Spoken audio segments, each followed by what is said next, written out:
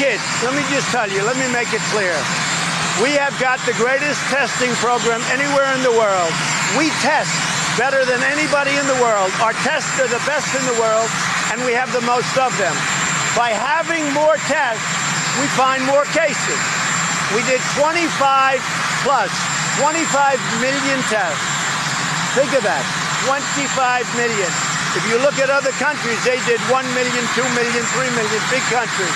We did 25 million, way more by double, triple, quadruple any other country. Therefore, we test, we're going to have more cases.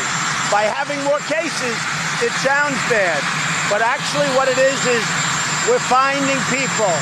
Many of those people aren't sick or very little. You know, they may be young people. But what's happened is because of all of the cases that we find, we have a very low mortality rate, just about the best in the world. So that's the advantage to the testing, along with other things. But just remember this, the reason we have more cases than other countries is because our testing is so much. Other countries, listen, other countries do very little testing by comparison. So we're going to do this year, right now, up till yesterday, I think they told me, we're over 25 million tests. Other countries are at 2 million, 3 million. It was literally yesterday that Kayleigh McEnany took to the lectern in the White House and defended Trump's comments from his Tulsa rally that he intentionally slowed testing because more testing leads to more cases, claiming that it was all simply said in jest. Here's the bad part. When you do testing to that extent, you're going to find more people, you're going to find more cases. So I said to my people, slow the testing down, please. Saying that he told his people to slow down testing is not true? It was a comment that he made in jest. It's a comment that he made in passing, specifically with regard to the media coverage and pointing out the fact that the media never acknowledges that we have more cases because when you test more people, you find more cases. Only to have Donald Trump himself come out and say outright that he was not kidding and that somehow he actually is under the impression that increased testing is a bad thing because it reveals more cases.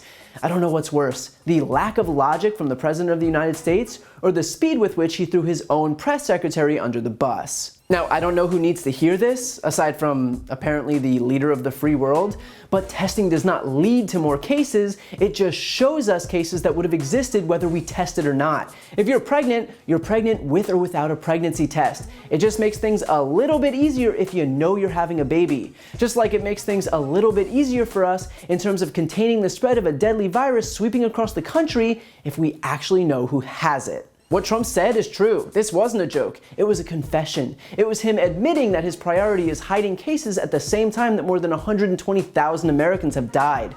Deaths that were caused in the first place by these same underhanded tactics. Trump has always and only ever been interested in keeping the number of cases down. The guy refused to let a cruise ship with sick Americans aboard dock and then admitted it was because he didn't want his numbers to go up. I would rather, because I like the numbers being where they are. I don't need to have the numbers double because of one ship. That wasn't our fault. I'd rather have them stay on, personally. But I fully understand if they want to take them off. I gave them the authority to make the decision. The fact that Donald Trump couldn't care less about the health and safety of the American people has been put on full display throughout the entirety of this outbreak. From lying that cases would soon be down to zero and that it would go away with the heat and that it would miraculously disappear and that we had plenty of tests and more than enough PPE and that we're ready to reopen and that governors who refused to issue stay-at-home orders were doing a great job and that he himself wouldn't be seen wearing a mask. Everything he's done has been to downplay the severity of this virus and suppress vital information and refuse to take critical action, all because he thought it would benefit him. This is not about our safety, it's about his re-election bid. As far as Trump's excuses here, he leans on the fact that we're doing more testing than any other country in the world. Only, let's consider for a second why that's necessary. It's because his administration ignored the outbreak and failed to contain it when it actually mattered. And so now we're in a situation where we have to test 5, 6, 700,000 people a day at least because cases in this country have exploded. Having to do the most testing in the world isn't a badge of honor, it's a testament to the fact that the White House dropped the ball and made it necessary. Trump literally says, we test, we're gonna have more cases. No, that's not why we have more cases. We have more cases because nothing nothing was done early on to contain the spread. No early testing, no contact tracing, inadequate PPE, because Trump's priority was never to combat the outbreak, it was to protect the economy. It was to keep his numbers down, it was to help himself. So I'm sure that Kayleigh will continue to twist herself into pretzels to explain away Trump's continued undermining of her talking points, but the point is that she's trying to defend the indefensible. And even if she does manage to defend him, you can always count on Trump turning around and throwing her right back under the bus. If you like that video, please check out my brand new podcast, No Lie with Brian Tyler Cohen, where I'll cover the most important political stories of the week and interview major players in the world of politics. Available now on Apple Podcasts, Spotify, or wherever you get your podcasts. Check it out and subscribe now.